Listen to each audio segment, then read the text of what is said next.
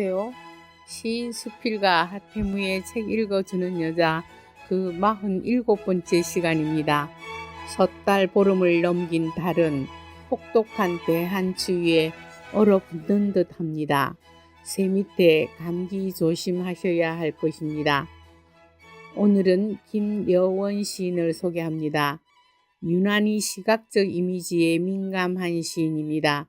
하동에서 나고 진주에서 자랐습니다. 경상대 졸업, 중앙대 예술대학원 문예창작학을 수료하고 2017년 진주 가을문예에 당선, 작품 활동을 했습니다. 천년에 99번이라는 시집을 내었습니다. 김 시인의 시어들은 다채로운 색채와 시간의 비밀을 품고 있습니다. 일신문학회원, 변방동인으로 공저 시집 3권도 있습니다. 김여원 시인의 시 초록은 왼편일까를 읽어드립니다.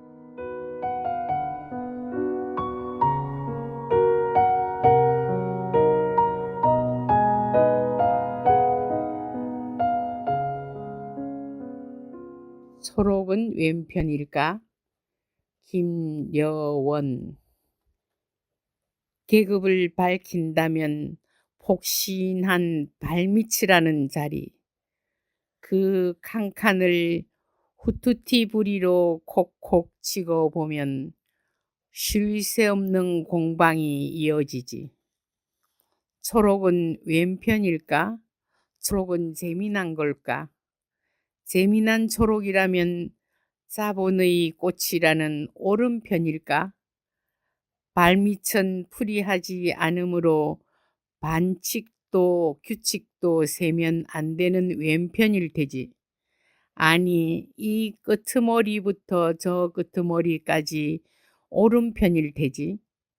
이 편과 저 편의 질긴 연대를 펼치면 초록을 임대한 친선들이 시시때때로 공휴일을 뛰어다니는 법이라서 꽃피지 않는 뿌리를 끌어올리는 꽃피는 게임이 펼쳐지는 법이라서 계급을 밝힌 초록의 뿌리를 무심코 뒤집어 본다면 얽히고 설킨 왼 새끼와 오른 새끼가 거기 왼편 끝에서 저기 오른편 끝까지 줄당기기 중임도 밝혀지는 법이라서 제일 하층인 초록이 지금 푹신한 발밑에서 눕고 일어서는 중이라서.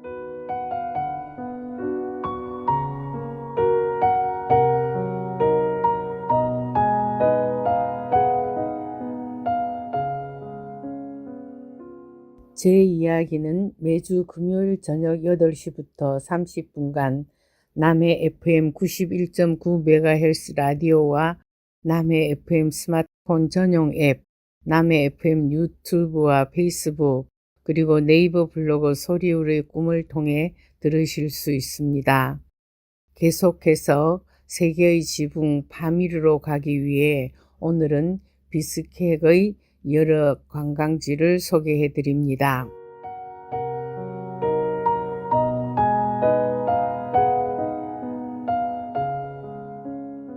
텐산산맥은 빼어난 자연 환경과 지질학적 가치로 인해 당연히 유네스코 세계유산에도 등재되어 있습니다.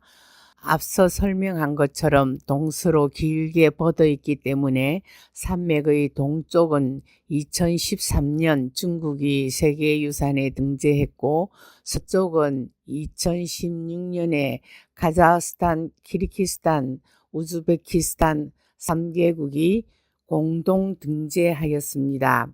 산맥 서쪽의 카자흐스탄 쪽에서 볼 때는 장대한 빙하 지역과 산을 뒤덮은 만년설, 산의 산특보의 목초지들의 모습이 유럽의 알프스 산맥의 모습과 닮아 있다고 해서 동양의 알프스 또는 중앙아시아의 알프스라 칭하기도 합니다.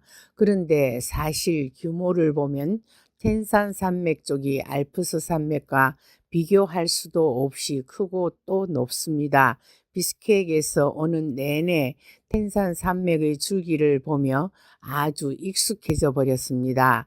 이태백의 산중 문답이 생각나는 아침입니다.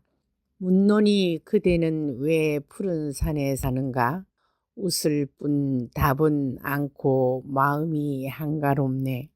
복사꽃 띄워 물은 아치 흘러가나니 별천지 따로 있어 인간 세상 아니네. 저도 이태백을 따라 시조를 지어봅니다. 천산을 보며 하태무. 옛시에 읽던 글을 다시 새겨내어 본다. 사람들은 텐산이 어디냐고 물었지만 그 길은 애시당초에 있지도 않았다고.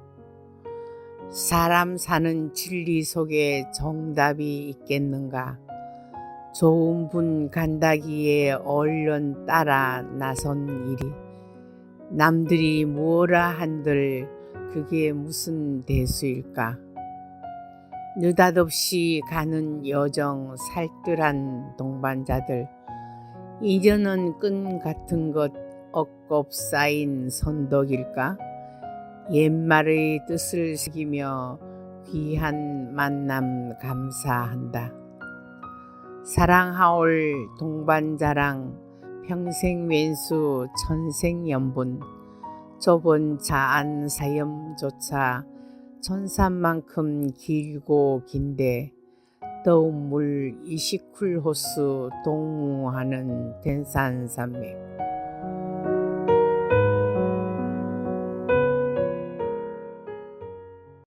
아침을 먹은 후 브로큰 하트 계곡으로 갑니다.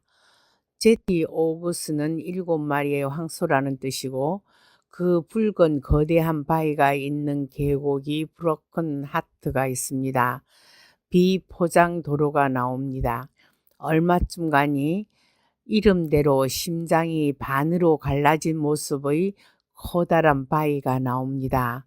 스카스카 계곡에서 90km쯤 떨어져 있습니다. 두 조각 난 심장 모양의 큰 바위 브로큰 하트입니다. 묵상시 한 편을 써봅니다. 브로큰 하트, 하태무. 답답한 가슴 열어 심장 속을 보여주네. 창내고자 외쳐대던 옛 여인이 생각나서 갈라진 틈새 나무들 어루만져 주고 싶네. 제티 오그스는 한 목동이 소에게 풀 먹이러 계곡으로 왔는데 잠깐 사이 풀어놓았던 소가 없어져 버렸답니다. 그래서 주인과 오랫동안 찾아 헤매어 보니 그 소들이 모두 바위가 되어 있었다 합니다. 7마리의 소가 어처구니 없게 붉은 바위가 되어 있었다는 전설. 지금은 9마리로 보입니다. 예전엔 7마리, 지금은 9마리. 조찰이 흐르는 강줄기를 앞에 두고 무엇이 목말라 하여 줄을 지어서 있는가. 조화로운 자연물 거대한 떡시루다. 웅장한 바위덩이 하필이면 붉은 숲대. 풀꽃도 낮게 흔들리며 한가롭기 그지없다. 제티 오거스, 그곳은 사운드 오브 뮤직에 나오는 들판과 같습니다. 노래를 부르며 팔을 벌려 포즈를 취해봅니다. 변조님도 나도 유교수님도. 느릿느릿 쉬엄쉬엄 가문비 나무가 줄을 지어 서 있습니다. 러시아 시대 요양소가 있던 곳이라 합니다. 하얀 유르트가 풍경을 더욱 아름답게 만듭니다. 목동들이 사는 집. 7마리의 황소 언덕의 식당에서 점심을 시킵니다. 남루한 유르트 앞에 호텔 입간판이 나부깁니다. 명색이 이곳의 호텔입니다. 비수기라 준비가 안 되어 음식은 팔지 못한다고 합니다. 만약에 나 같으면 지나가는 나그네라도 배고플까봐 뭐라도 준비해서 줄 것 같은데 여기 사람들은 하기 싫으면 무리는 절대로 하지 않는다고 합니다. 아이 2명, 여인 3명이 앉아 점심 식사를 하고 있습니다. 우리는 그곳에서 경치를 만끽하고 콸콸 흐르는 물소리를 동영상에 담고 물이나 좀 끓여줄 수 있느냐니까 그것은 그러마고 합니다. 마침 집에서 가져간 컵라면과 김치, 혹시나 몰라 간식거리로 가져갔던 것을 자연을 내려다보는 야외 식탁에서 점심을 먹습니다. 느릿느릿 놀아도 좀 시간을 보내도 아무도 나무라는 사람이 없는 완전 자유여행 제티 오거스 계곡입니다. 천천히 차를 몰고 카라쿨 정교회 성당으로 갑니다. 종교를 믿지 말라 시퍼런 법 앞에도 믿음은 굳었다네 오래된 목조 건물. 우뚝 선 첨탑들 속에 성인은 반짝였네. 성당은 거룩한 곳 사진 찍는 나를 보고 무어라 나무라며 문을 닫아 버리누나. 수녀님 나그네 호기심을 저리 몰라주시다니. 뒤뜰로 내려가니 아이들이 놀고 있다. 천사처럼 선량한 눈, 꽃처럼 예쁜 웃음. 정교회 목조 건물 앞 아이들의 천국이다. 이 성당은 1862년부터 1876년까지 지은 전통 러시아 정교회 성모 마리아 성당입니다. 1972년에 개축하고 1994년 지진으로 붕괴되었다가 1997년에 다시 재건하였는데 목조 건물이라 고색 장년했습니다. 건너편은 교육청이랍니다. 다시 둔간 마스지드 이슬람 사원을 찾아갑니다.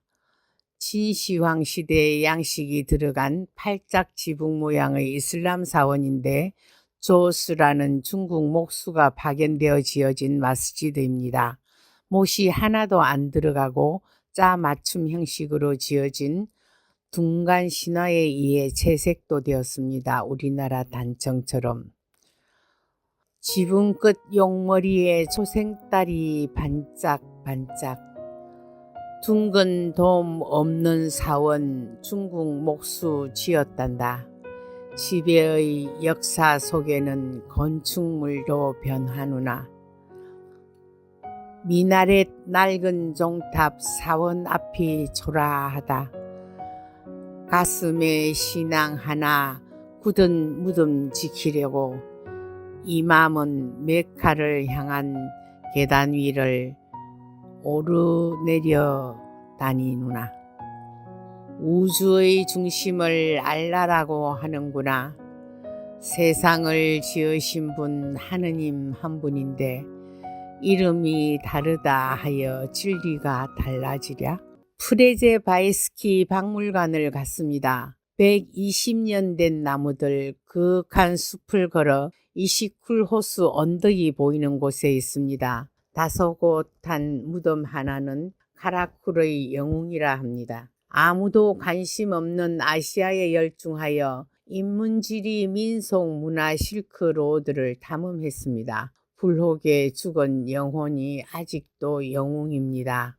발음도 어려운 프레제바이스키라는 사람, 문명을 전파한다고 고생한 흔적의 그림이 온 박물관 벽에 붙어 있습니다. 지금의 카라쿨을 있게 한 영웅이랍니다. 공원을 지어놓고 프레제바이스키를 기리고 있습니다. 이시쿨 호수가 보이는 곳 버드나무에 이는 바람소리가 물소리같이 요란합니다.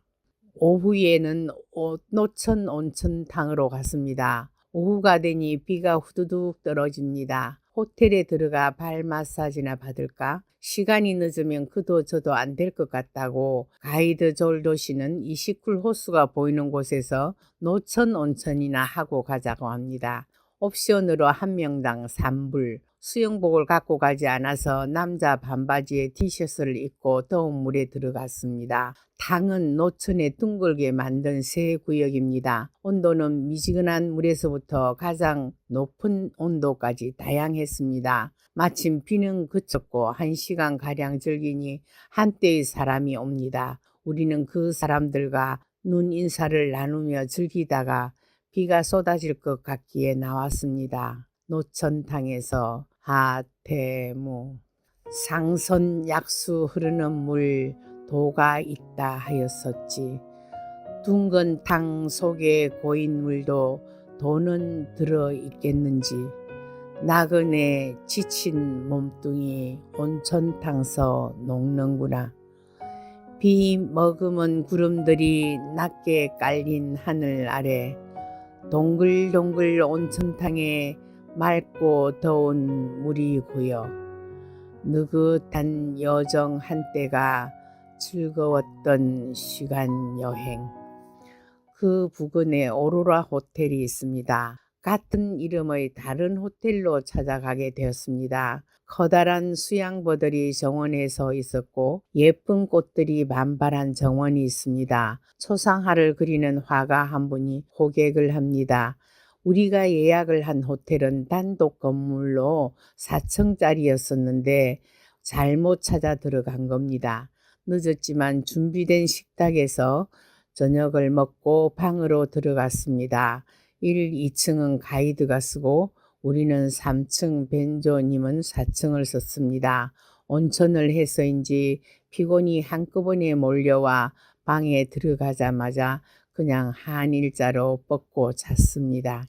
다음날 아침은 본격적인 이시쿨 호수 관광의 날입니다. 호변표고는 1609m이며 면적은 6332제곱킬로미터이고 수심은 702m입니다. 전체적으로 수심이 깊기 때문에 수온의 변화는 적습니다. 대기가 최저 기온에 이르러도 수온은 0도 이하로 내려가지 않습니다. 단 부분적으로 얕은 곳에서만 결빙 현상이 일어난다고 합니다. 호의 중앙부의 온도는 영상 4도 이상이어서 한겨울에도 훈훈한 바람이 붑니다. 이러한 기후 조건들 때문에 이시쿨 호수 일대는 훌륭한 피한 비서지가 됩니다. 이시쿨호 지역의 1월 평균 기온은 영하 5도 내지 6도, 7월은 영상 17도입니다. 수중 20m의 흰 원판이 보일 정도로 투명도가 높으며 물의 색깔은 푸른색으로 그 색소는 아랄혀의 서너 배에 달한다고 합니다. 이시쿨 분지는 크기가 동서로 250km, 폭이 100km로서 만년설로 뒤덮인 텐샨산에서 계류가 흘러내립니다. 이시쿨 호수는 뜨거운 호수라는 이름대로 얼지 않는 호수입니다. 바이칼 호수 다음 세계 두 번째로 크고 높은 호수입니다. 해발 고도 1600고지에 위치한 길이 170제곱킬로미터, 폭 70km, 깊은 곳은 700에 이르는 제주도 4배만한 규모의 큰 호수입니다. 해발 3800km 이상인 천산산맥에 둘러싸여 50여 개의 강줄기의 물들이 이곳 호수로 모여들지만 나가는 물줄기는 없는 것이 특징입니다. 이곳은 매년 여름이면 러시아, 중앙아시아, 유럽 지역에서 많은 인파가 피서를 옵니다. 이시쿨 호수 주변은 그 옛날 실크로드의 중요한 교통로였습니다. 카라코람 하이웨이에서도 이곳에서도 고선지 장군의 흔적이 우리 민족의 자존심을 세웁니다. 그분이 전공을 세웠던 곳이 이 근처이고 그분의 뛰어난 군사 전략은 후대에도 높이 평가되어 탈라스 전투에서 비록 패하고 말았지만 그의 서역 원정은 전설처럼 회자됩니다. 그와 함께 일컬어지는 공적은 이슬람을 거쳐 서구 세계에 제지 기술과 나침반 등을 전하는 계기가 되어 동서 문화 교류에도 큰 영향을 끼쳤다는 점입니다. 실크로드라 하면 정수일 교수님의 강의가 떠오르고 고선지 장군의 이야기가 생각나는 곳입니다. 호수의 푸른 물빛, 둘러선 천산산맥의 흰빛으로 어두운 밤인데도 적막하지가 않는 곳입니다. 오로라 호텔의 식당입니다. 올리베의 샐러드는 싼 재료 음식이다. 찰의 명령 따라 대중 음식 개발했네. 죽어서 이름을 남긴 올리비에 주방장. 소박한 아침 식사 늦은 끼니 먹었는데 통밀을 빻아 만든 만나라는 흰죽 맛이 공연히 낯설었는지 배탈만 크게 났네. 아침 식사 후 천천히 걸어서 이시쿨 호수까지 가기로 했습니다. 호수의 물은 좀 만져보아야 하지 않겠나? 예쁘고 납작한 돌은 호주머니에 넣고 파라솔이 줄줄이 서 있었고 성수기가 아닌 때라 쓸쓸하기만 했습니다. 호수는 바다처럼 넓게 뻗어 있습니다. 호수가에는 멋진 리조트들이 줄을 지어 서 있습니다. 이런 리조트들이 우리 돈 2억쯤은 간답니다. 이런 이야기를 들으며 모래밭을 걷는데 갑자기 배가 아픕니다. 비수기라 호수 앞 공중 화장실은 문이 닫혀 있습니다. 급한 나는 혼자서 바쁘게 걸어 식당까지 갔는데 화장실 불이 깜깜하게 꺼져 있었습니다.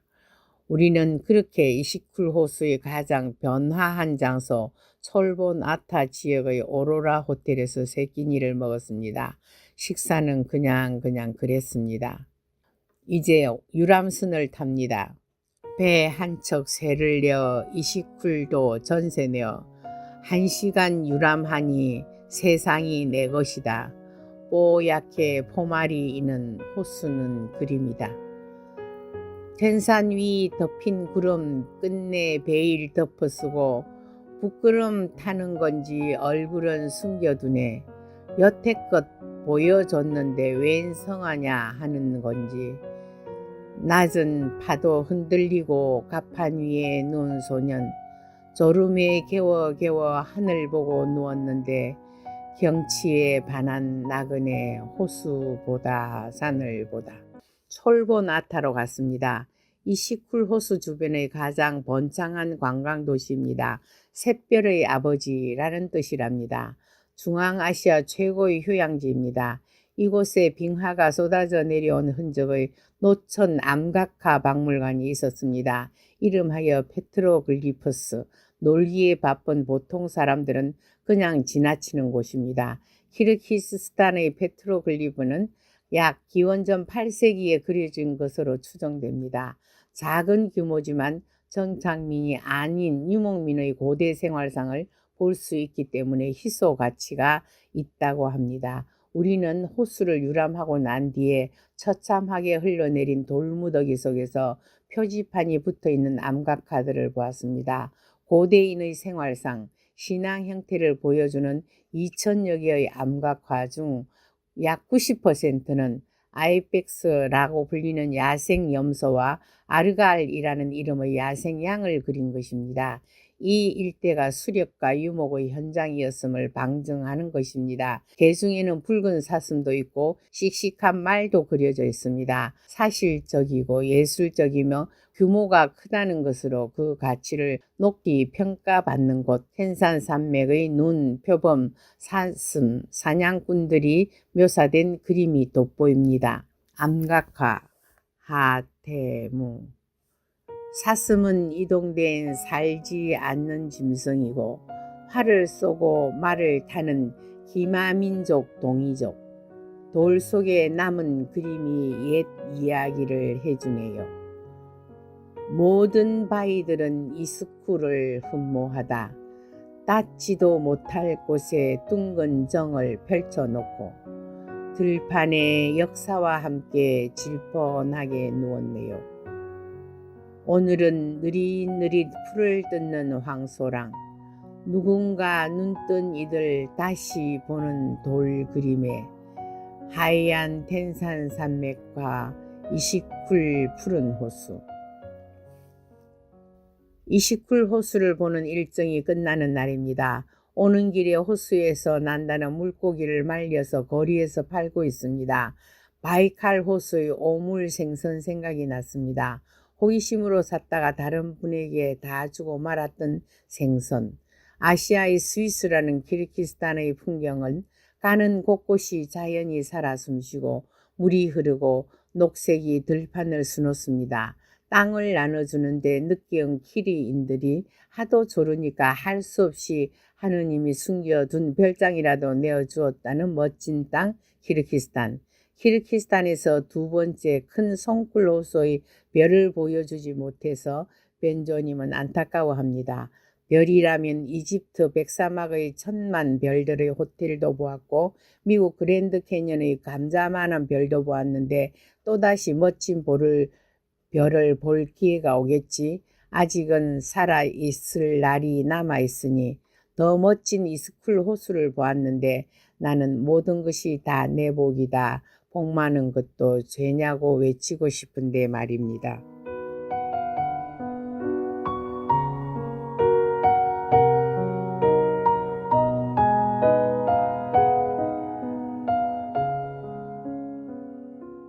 들려드리는 노래는 함효영 가사, 홍남파 곡, 소프라노 권형민이 부르는 가공의 노래입니다.